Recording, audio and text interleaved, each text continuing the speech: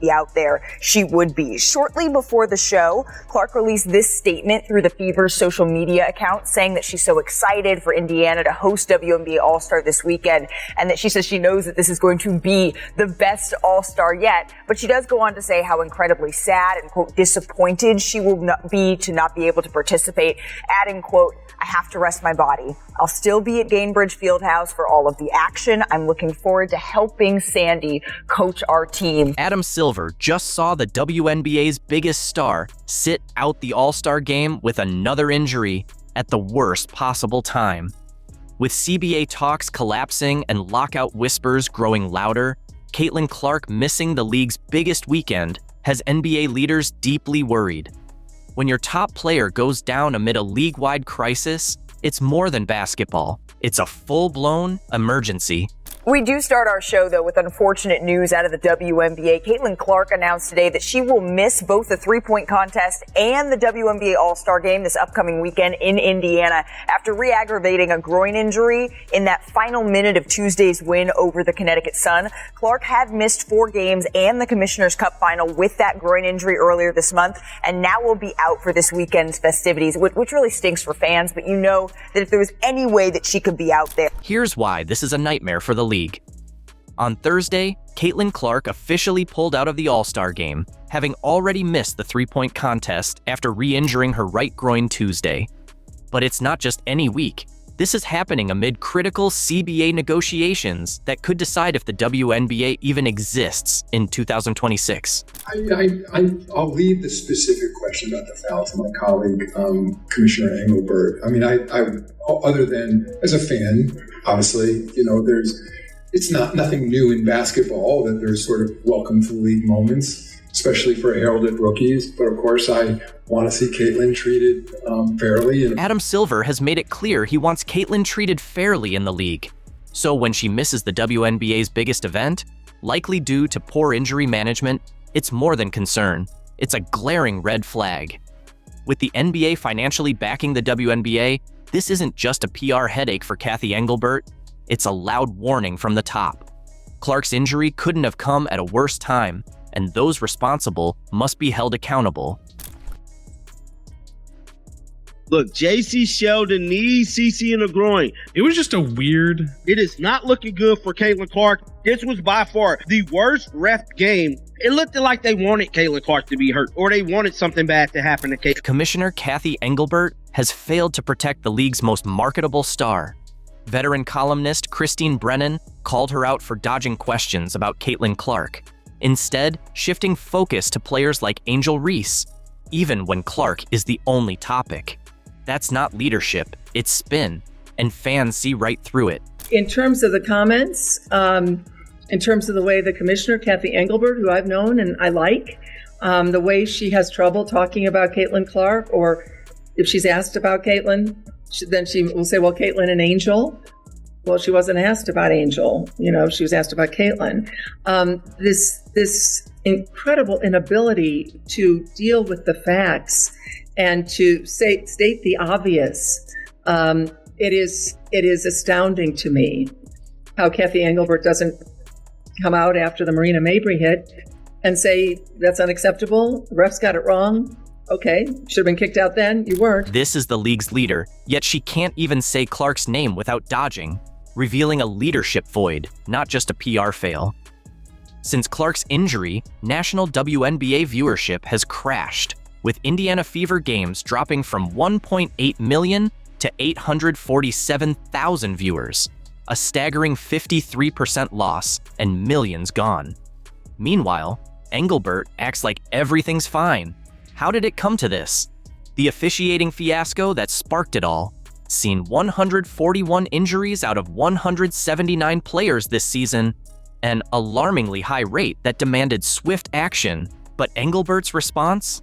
As urgent as a soggy napkin. The ball handler, there's a grab, there's a hold, there's another grab. I mean, all of those are fouls. Every single one of them. And here, that's a foul, and finally they call. Officiating has been so terrible that WNBA legend Rebecca Lobo had to call it out live, pointing to multiple missed fouls on Caitlin Clark. There's a grab, there's a hold, another grab, That's a foul. When Hall of Famers publicly condemn referees in real time, it's not a small problem. It's a credibility crisis. And it's not just the media. Clark's coach, Stephanie White, has repeatedly blasted the officiating, saying, "I thought she got fouled. It's egregious what's been happening to us. The disrespect toward our team has been unbelievable." I thought she got fouled. I think it's pretty egregious what's been happening to us the last few games. A minus 31 free throw discrepancy. And I might be able to understand it if we were just chucking threes, but we're not. We're attacking the rim. And the disrespect right now for our team has been pretty unbelievable. So it's disappointing. That's not just emotion. It's a coach exposing a systemic failure. After Clark took repeated hits against the Connecticut Sun, White unleashed a fiery post-game blast, condemning referees for losing control and slamming the league's ongoing inaction. Everyone's improving except the officials. Who is played 9 years in Indiana and now on the staff. And that's a live shot now of Caitlin Clark. She went even further, revealing a deeper problem. Every year at our fall and spring league meetings, and nothing changes. The game is fast now. Things are happening quickly. Everybody's getting better, except the officials. So we got to find a way to remedy it. I mean, you've heard every coach talk about it, so I don't know what the answer is. In other words, this isn't new. It's a long-ignored problem under Kathy Engelbert's watch. As the league's popularity soared, officiating only worsened. That's unacceptable. And Caitlin Clark's groin injury, which kept her out of All-Star Weekend, is a direct result. Missed calls, unchecked physicality, and zero accountability.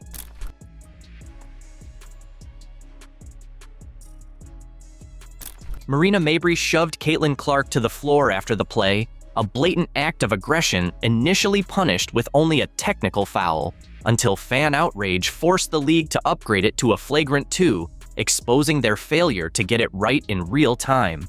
Even Clark's brother publicly condemned the officials for losing control and causing his sister's injury, turning family pain into a desperate call for accountability. Yet Kathy Engelbert shrugged off the backlash with a tone-deaf dismissal, claiming only losing teams complain about officiating. A cold, arrogant response that reveals just how disconnected leadership is from the crisis unfolding on the court. Yeah, and the one thing as a very long-term sports fan I know is that officiating and refereeing is always at the top of a fan's list, of the media's list. Obviously, we work hard on training. We work hard on consistency. Obviously, not every, they're humans. Looking at technology. Basketball is a little more complex than tennis, for instance, around technology of officiating. So we're looking at a variety of different dimensions. Engelbert's mismanagement is costing the WNBA big time. Caitlin Clark, the league's star and ratings powerhouse, fuels massive viewership spikes. ESPN ratings jumped 170% from 133%, yet she's left unprotected. When Clark got injured, fever game betting dropped nearly 50%. Referees' chaos and inconsistent calls are driving players and fans mad. With Clark sidelined at All-Star Weekend, the league's biggest event crumbles amid labor tensions and looming lockouts. Once durable, Clark's repeated injuries under WNBA care threaten the league's future, risking millions in revenue and audience.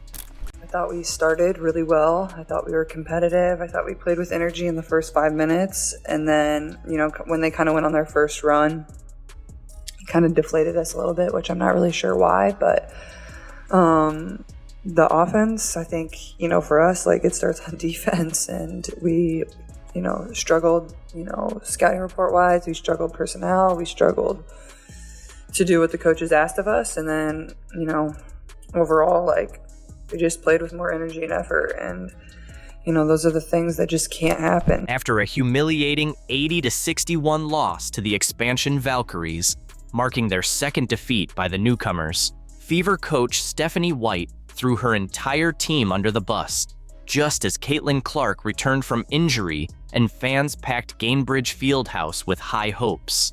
Fresh off stunning wins against Aja Wilson's Aces and Nafisa Collier's Lynx, the Fever crumbled, and White's puzzling in-game calls only deepened the shock. But instead of owning the collapse, White deflected blame post-game, sparking one burning question. Is this the leadership the Fever needs? So we have to talk about Stephanie White getting in the presser and actually going off on the Indiana Fever. But it's something about it, man, because although, yeah, I get it, she was talking about the players, and I understand that because she was right. She also need to take a little bit of accountability on her own as well. Just last week, the Fever were flying high, hoisting their first Commissioner's Cup, crushing Asia Wilson's Aces, outclassing Nafisa Collier's Lynx, and finally looking like a team destined for greatness.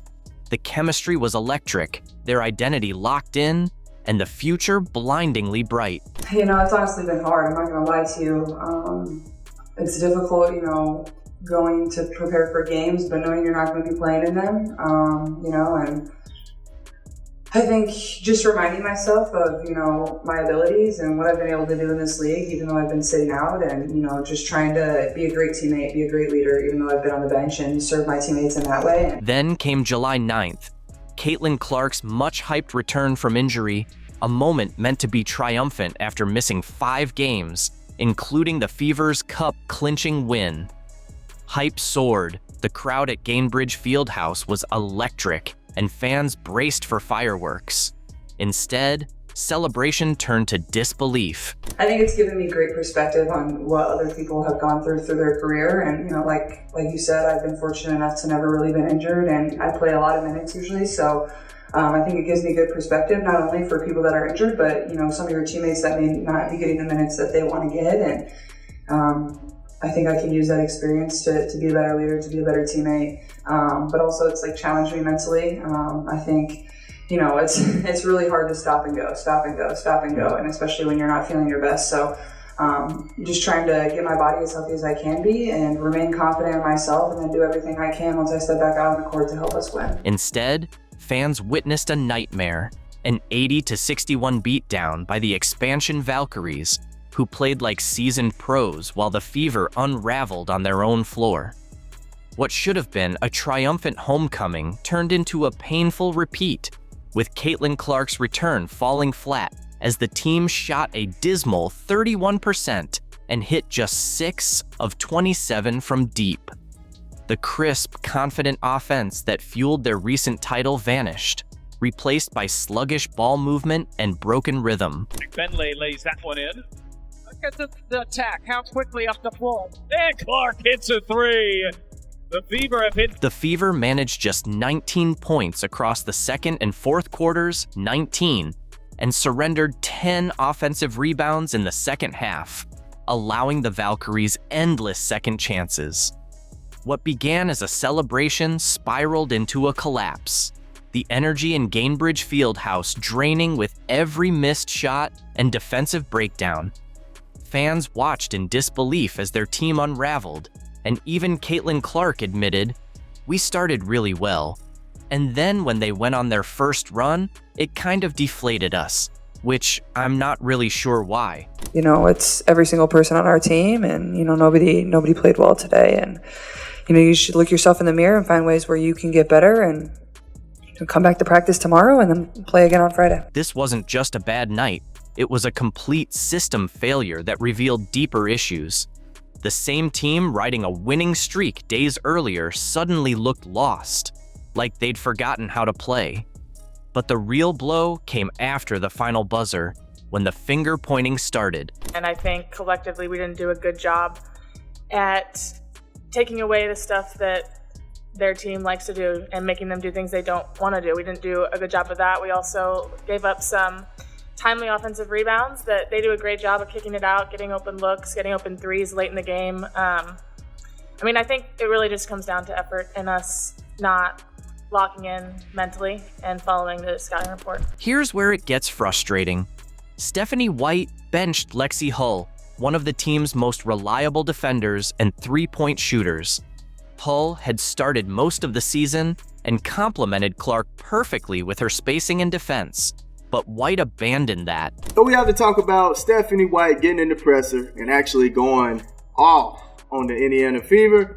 But it's something about it, man, because although, yeah, I get it. She was talking about the players, and I understand that because she was right. She also need to take a little bit of accountability on her own as well. Instead, she started Arie McDonald at point guard, the spark plug while Clark was out, which pushed Clark to play off-ball at small forward. How do you not let a generational talent play her natural position? Clark is a point guard. That's where she creates magic and controls the game. White took that away from her. What did you like about Caitlin and Arie starting the game together and Lexi coming off the bench? Yeah, I mean, I like the ability to have two primary ball handlers on the floor, particularly with a team that comes aggressively, in the two-man game. Being able to play off of one another, being able to give the opponent some different looks, and quite frankly, for C specifically, not having to have her play under duress 94 feet the entire time she's on the floor. So there were some things that we liked about it. There are some things that we don't. So we'll continue to work with that. The offense stalled almost right away. Clark couldn't find her rhythm, and everything looked clunky. She needed the ball to create, but Coach Stephanie White had her running around setting screens. Their styles just didn't fit. One analyst even said it looked like they hadn't practiced this lineup at all. Look, she can give her different looks. It could turn into something beautiful. I'm excited to see both of them on the floor together because they can create shots for one another. But it didn't happen today. So you should have made the adjustments once the offense looked so stagnant, looked so lost, discoordinated. You should have went ahead and changed that. Hull was key to the team's success. Her spacing, shooting, and defense made everything click. But when White benched her, the team lost its identity. The Valkyries pounced as the Fever's new lineup struggled. Ball movement vanished, the offense turned predictable, and players forced tough shots. Everything that once worked was gone. So what happened? The Fever? Slow it down! They get into the beautiful motion offense we've all been in love with since the start of the season. Oh, pass, screen away. Oh, what a thing of beauty. Pass, screen away. Oh my goodness. Did you see how Kelsey Mitchell just set that screen? Mwah! Magnificent. And the Valkyrie, Natalie Nakase, and the crew, they said, oh, now's our time to strike. So over the remainder of the first quarter, the whole entire second quarter, after being up 20-11 with 3 minutes and 30 seconds to go, the Golden State Valkyrie proceed to go on a 30-12 run for the next 13 minutes. Worse, White limited Clark's minutes just when the team needed her most. It was her first game back from injury, the offense was struggling, and the crowd was restless. But White kept her sidelined. Every time Clark sat, the momentum vanished. The stagnant offense hurt most. They couldn't create easy looks and settled for contested shots instead of finding open ones for shooters like Hull and Mitchell. The smooth, flowing offense from weeks ago looked completely broken. I would say we can do better than the motion offense when Caitlin Clark's on the bench. We can utilize Kelsey. We can utilize AB. We can utilize Arie. We can do things. But no. Caitlin Clark was a decoy for many parts of this game. Majority of this game, dare I say. She didn't seem like a threat, other than when the ball was in her hands, which Stephanie White literally has a heart attack. It says, no, Caitlin, no! Too many assists, stop! Too much facilitating, cut it out! These weren't minor tweaks. They were major changes that wrecked the team's identity. White shuffled the starting lineup, moved Clark out of position, and benched one of their most reliable players.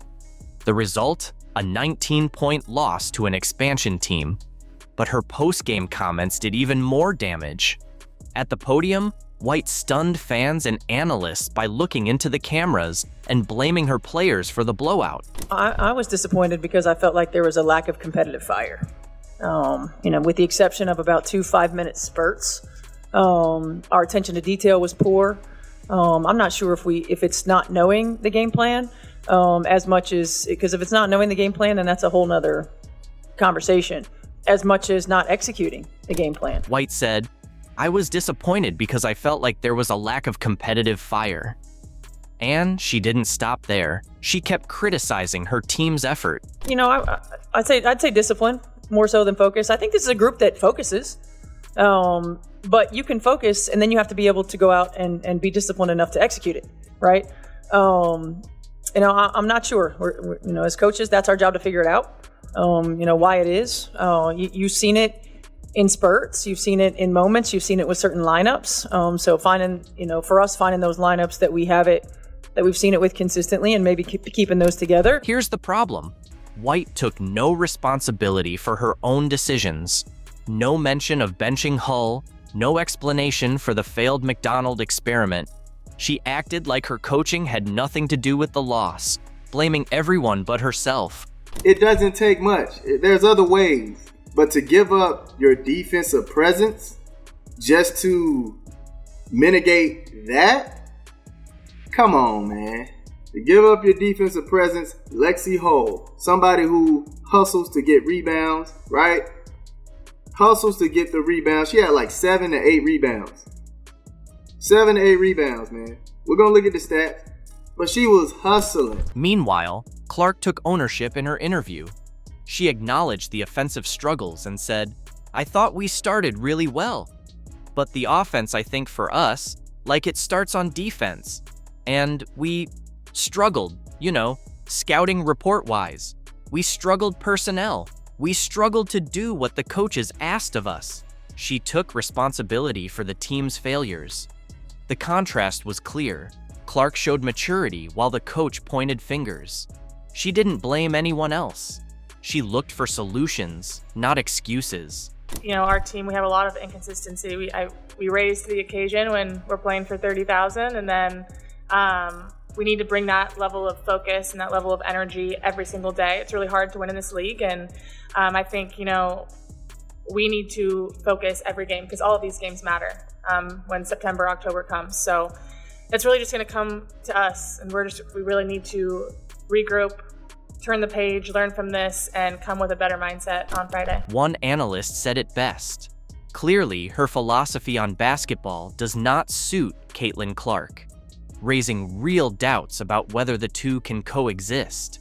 It's a clash of styles. White's rigid control versus Clark's creative freedom. As another analyst put it, the Fever are getting very close to having to make a choice. Stephanie White or Caitlin Clark? How can this team succeed when the coach won't own her mistakes? In terms of the fourth quarter, they had all but one of their buckets was inside the paint. Was that them just being able to get into the paint and get whatever they want because of that point of attack defense like you were talking about? Yeah, they had that and 9 free throws. The Indiana Fever were on fire. They steamrolled Paige Beckers and the Dallas Wings. They outclassed the Minnesota Lynx to claim their first Commissioner's Cup title. They obliterated Aja Wilson and the Las Vegas Aces. 3 wins in a row. The hype was real. Everyone assumed they'd cruise past the Los Angeles Sparks, even without Caitlin Clark. The Sparks are arguably one of the weakest teams in the WNBA, but what followed was infuriating.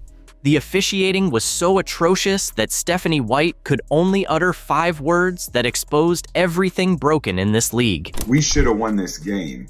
There was inconsistencies in the officiating. Wait until you see the second half, and I have everything. The Fever entered this game without their brightest star, but no one saw what was coming. Caitlin Clark was out with a left groin injury.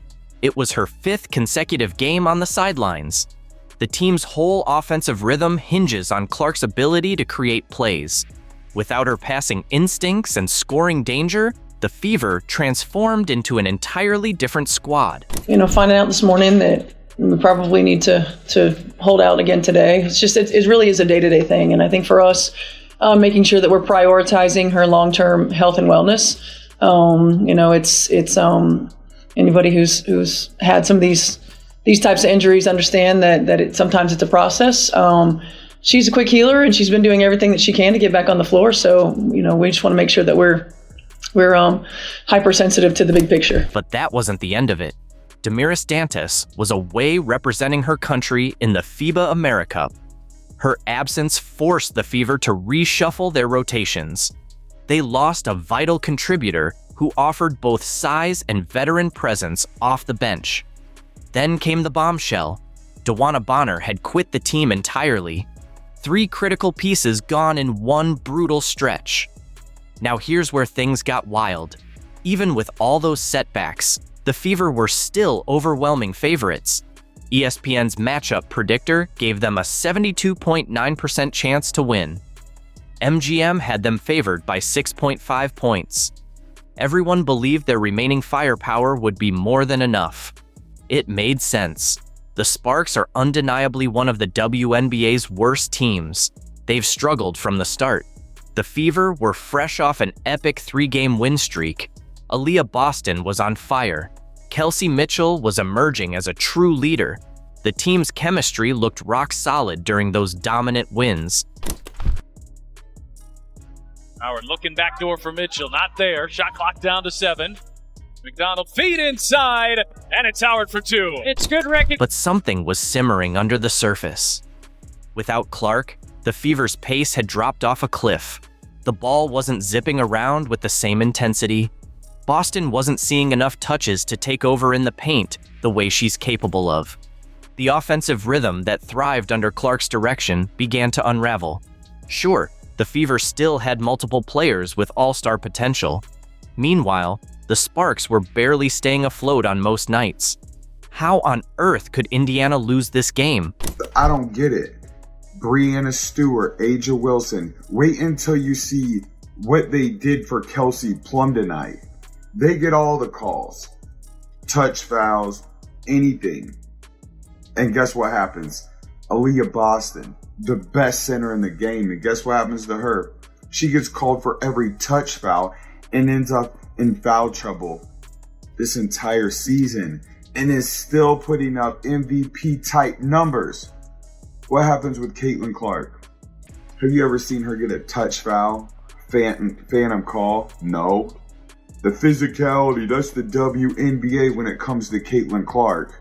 But anybody else, the physicality disappears. And it's foul after foul. The expectations couldn't have been higher. Everyone assumed sheer talent would make up for the missing pieces. The Fever had already shown they could win when it mattered. They still had championship-caliber players on the floor. The Sparks were expected to be easy pickings for a team with Indiana's remaining arsenal. But this perfect storm of absences set the stage for a meltdown. The chemistry that had looked so tight during their win streak was anchored by Clark's leadership. Without her orchestrating the offense, the cracks began to appear. Role players who thrived in clear roles were suddenly asked to do too much. The pressure mounted fast as the game opened, with all these setbacks dragging them down. What does it take to get a team to be more consistent, especially from you on the coaching side of things? Yeah, I mean, I think a couple things. There's always got to be a high attention to knowing personnel. Oftentimes you don't get a lot of practice time, and so going over a lot of their sets, which you do, but at the end of the day, making sure we know our personnel, who we're going to run off the three-point line, what we're willing to give up. We've got to make sure that there's a high attention to detail there. Even with the team stumbling, 3 players flat out refused to let the Fever collapse without a battle. Aaliyah Boston was an absolute force in the paint from start to finish. She racked up 23 points and 12 rebounds in a performance worthy of a win. Boston hit 9 of her 17 shots and sank 5 of 7 from the line. When it mattered most, she finally got the ball and reminded everyone why she's such a dominant, one-of-a-kind talent. Here's Mitchell off the screen, but can't connect on the 3. Boston offensive rebound, rolls it in and a foul.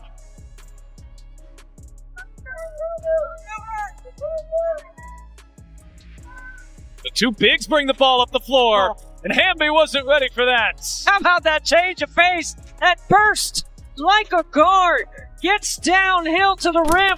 Kelsey Mitchell rose to the occasion in Clark's absence. She poured in 19 points and drilled 3 clutch three-pointers when the team was starving for offense. Mitchell also hit a major career milestone, appearing in her 251st game for the Fever, second only to Tamika Catchings in franchise history. Her leadership was on full display all night, keeping Indiana in the fight against a team they were expected to beat handily. Lob inside. Boston too far underneath. Shot clock down to 5. Kick out Mitchell. Oh, yes!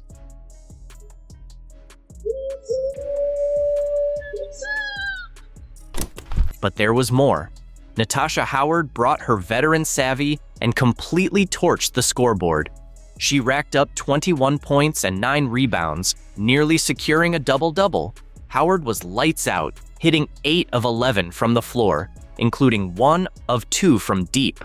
She sank 4 of 6 free throws and delivered critical buckets on both ends of the floor when the team needed them most. Busted them all up. We went to the same high school. Howard left alone. Answers with a 3. These 3 players shouldered the entire team, delivering championship-caliber numbers against a squad expected to crumble under pressure. Boston ruled the paint like the true all-star she is. Mitchell drained clutch shots that kept the Fever within reach. Howard's seasoned instincts sparked plays younger players simply can't pull off. Imagine this: Boston dominating inside, Mitchell sinking shots from all over, and Howard orchestrating veteran moves that kept hope alive. The comeback was within grasp. The crowd could feel it, momentum swinging unmistakably toward Indiana. We have heard nothing from the WNBA, absolutely nothing. Brittany Griner elbowing Caitlin Clark in a crazy way and then calling her a trash white girl. And Brittany Griner has not commented, which I find significant.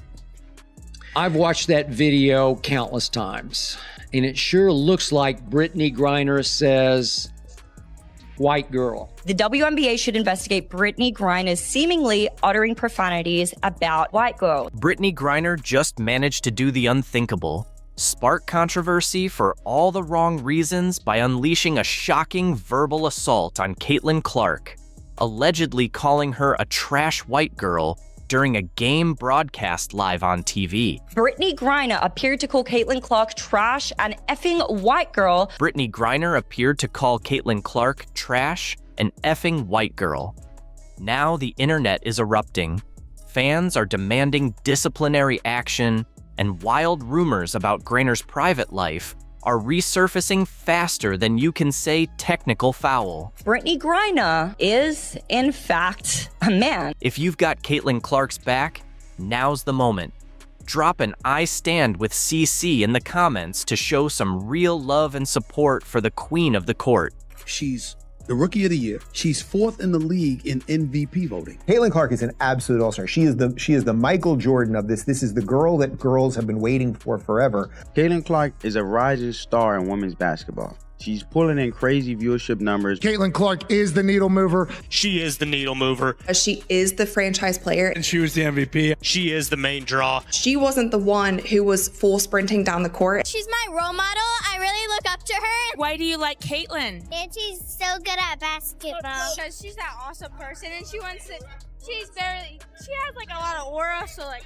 Things had been tense in the league for a while, but Griner took that tension and turned it into a live-action meltdown. After fouling out of a hard-fought game, cameras caught Griner walking off the court where she visibly mouthed the words, "trash effing white girl."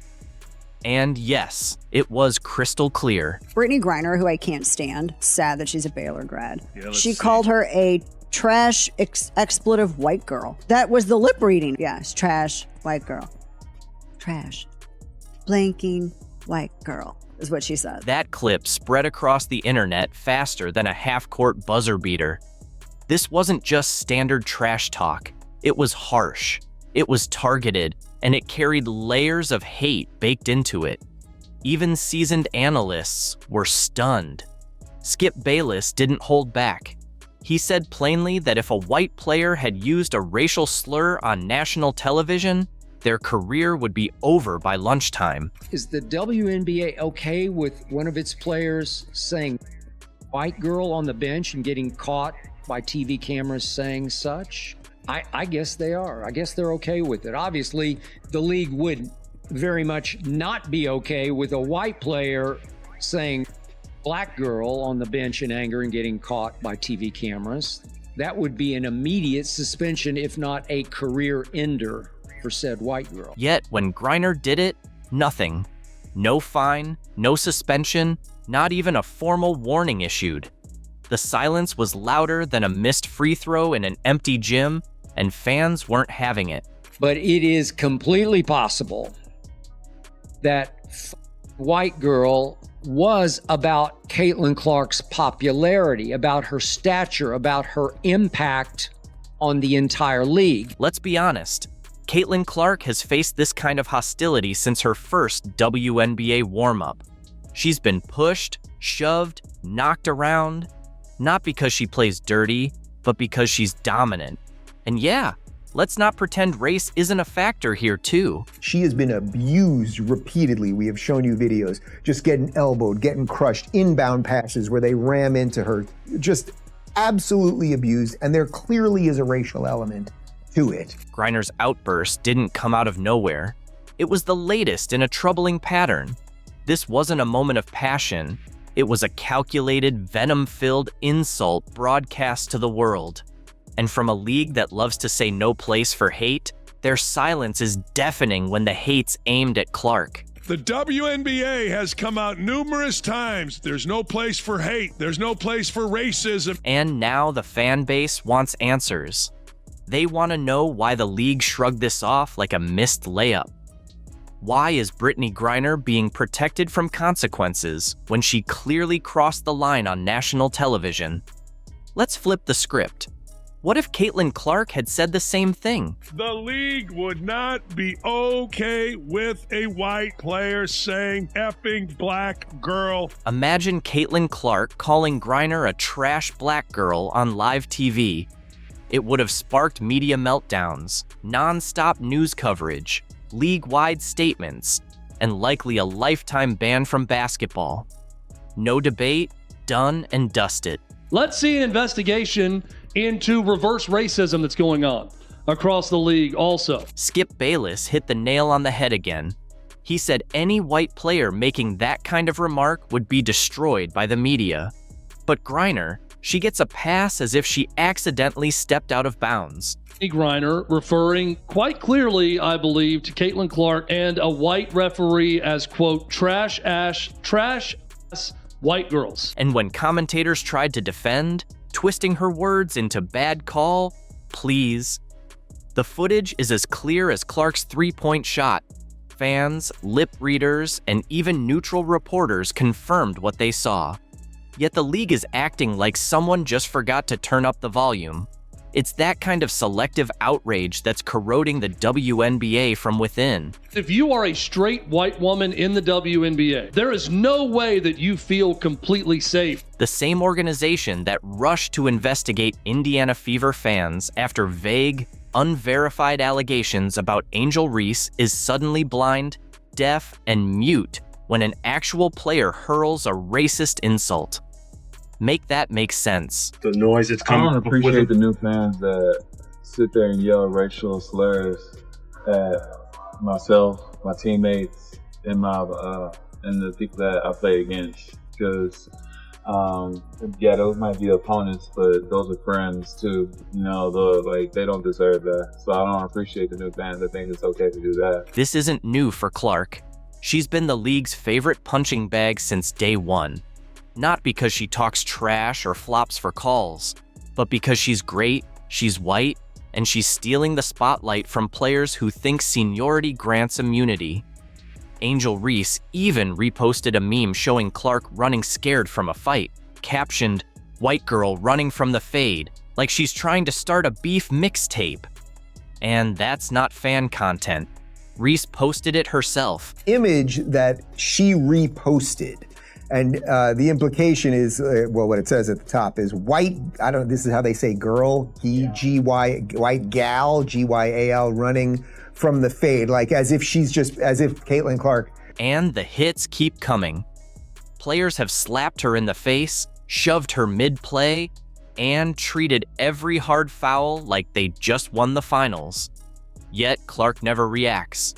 No dirty plays, no cheap shots, just basketball brilliance on full display while facing more hostility than any rookie ever has. Caitlin Clark got roughed up repeatedly by defenders throughout her rookie year last year. It was attempted bullying, trying to break her spirit, intimidate her, put her in her place, get even with her for all the attention she was getting. And here's the reality check. Every time Caitlin Clark takes a hit, she's expected to zip it and smile, play nice, take the high road.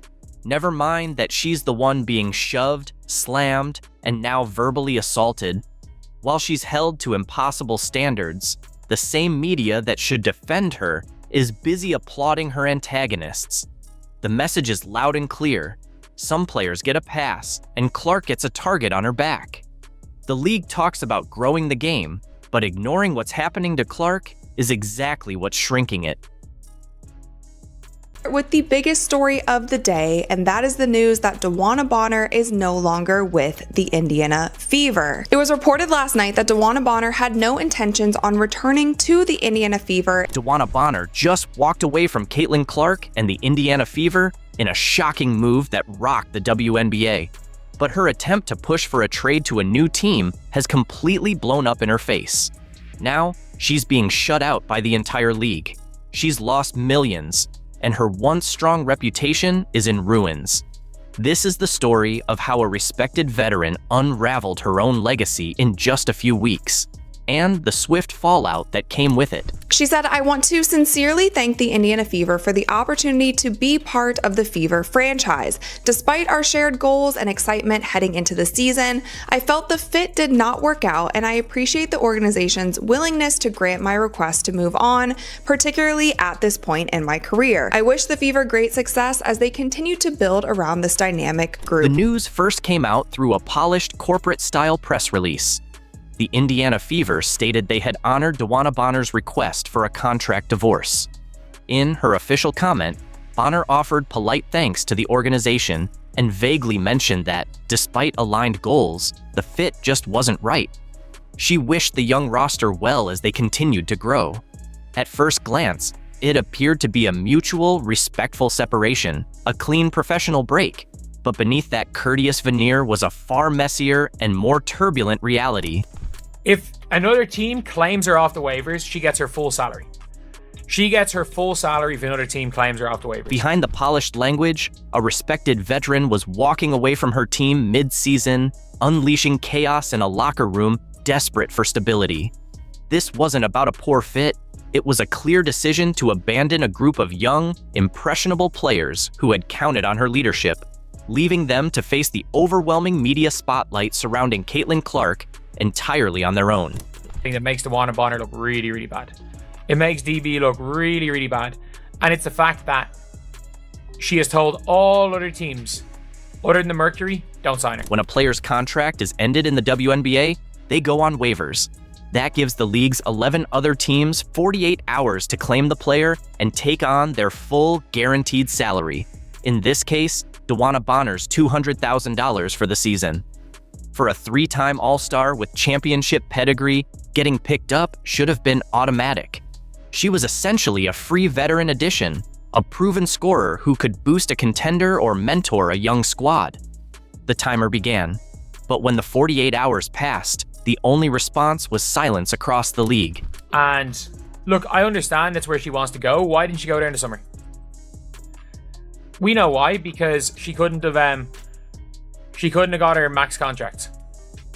And by the way, people are like, oh, they can give her the minimum. No, they can't. The Phoenix Mercury can give her a prorated $80,000 salary for the rest of the year. So she's only going to lose about $30K-ish. Not one team submitted a claim. Every franchise in the WNBA assessed the situation and unanimously decided she wasn't worth the risk, even at no cost. And she's only going to lose, she's going to lose about 40, 50K. Whereas they would have been only able to sign her earlier on. Well, they would only be able to sign her for nothing. Because again, we can't forget as well, the Phoenix Mercury cut Sevgi Uzun. The Phoenix Mercury have a bunch of players signed on hardships and a bunch of players that they can cut. Like, they literally cap space magicked up. And as soon as cap space magics up for the the Phoenix Mercury, that moment shattered any illusion of a mutual, respectful parting. It was a league-wide rejection, a glaring warning sign of how toxic her departure truly was. As the dust settled around her waiver status, details started leaking from behind the scenes. Bonner was allegedly pulling off a bold power move. According to insiders, she was directly contacting teams and urging them not to claim her off waivers. Her plan was to manipulate the system and steer herself to one destination, the Phoenix Mercury. The boldness of this strategy is staggering. We've seen top-tier stars like Jimmy Butler face major backlash for forcing exits. But here was Bonner, at 36, clearly in the latter stages of her career, acting as though she held MVP-level leverage. She wanted to dictate her next landing spot as if she were a free agent, conveniently ignoring that she had just walked out on a valid contract. She was trying to have it both ways, abandon her team, yet still control her future. But her master plan had one critical flaw, one that exposed the miscalculation at the heart of her gamble and turned her ideal landing spot into a looming disappointment. The Phoenix Mercury, the very team she had scorched bridges and alienated the league to join, were reportedly reluctant to bring her aboard. Sources revealed that Phoenix's front office had serious concerns about adding a player who had just showcased a blatant willingness to quit the moment adversity hit. The Mercury were riding high on the momentum of a young, hungry roster that had fully bought into the system and were exceeding expectations. Why risk unraveling that delicate chemistry for a veteran who had just proven she couldn't be relied on when it mattered? Bonner had left Indiana assuming Phoenix would welcome her with open arms, only to find the door wasn't nearly as open as she'd believed.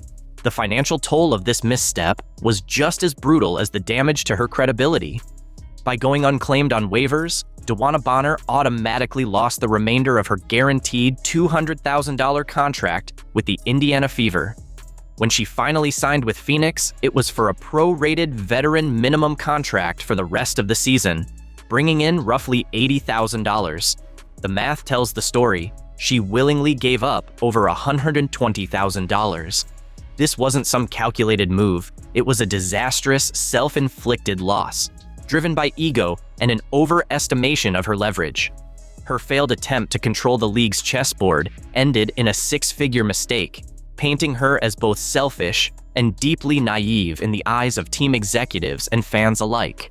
But the consequences extended far beyond money and reputation.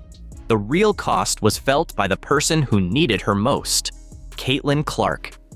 When Bonner joined the Fever, she was promoted as the seasoned leader who would help guide the rookie star through the overwhelming spotlight of her debut season. In early practices and preseason games, Clark looked genuinely eager to learn from her, working hard to build chemistry and soak up the veteran's wisdom. Instead of offering that support, Bonner sent a clear message to Caitlin Clark and the entire young roster that when pressure builds and things get hard, it's perfectly acceptable to quit and walk away. It was a blatant act of professional abandonment. For one of the first times in her rising career, Caitlin Clark was essentially told by a respected veteran that she didn't want to share the court with her.